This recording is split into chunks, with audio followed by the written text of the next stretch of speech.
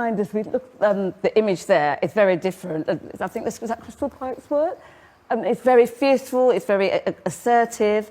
That's changing for sure. That's not a pink tutu and a Sleeping Beauty at all. What's also changing and has been interesting to evolve is what a ballerina looks like, who can be a ballerina. And I remember, it must have been 20, 25 years ago, I was friends with Brenda Edwards, who was one of the first black ballet dancers I'd ever had ever come across. And I remember sitting, watching her perform, and it was just like beyond imagination for me and so exciting to see.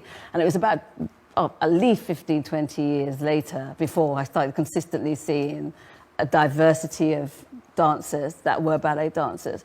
Can you talk to us about how you've seen that change?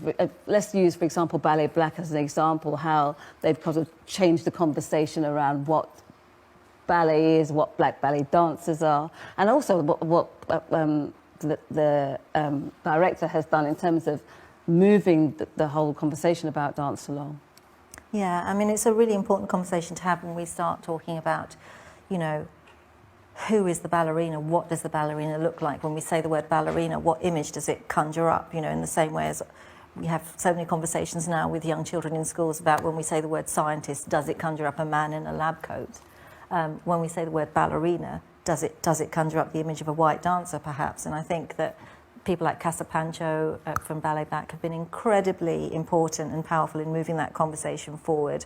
But these people have always been around. If you think about somebody like Catherine Dunham as well, or Virginia Johnson, these people who, just because of the colour of their skin, not only had to be dancers, but also had to be activists, were automatically became activists and became people who are changing the conversation.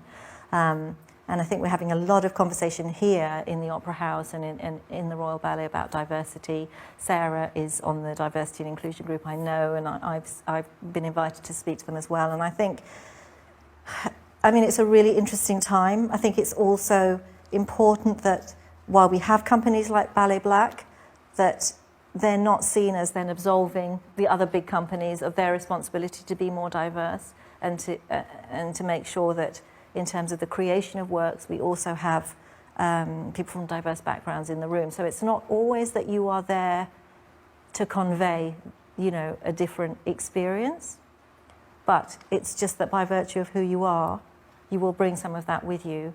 So I think it's really important now that we find that balance, that in honouring other cultural traditions, we don't also put people back in those pigeonholes which we've spent years and years trying to get out of.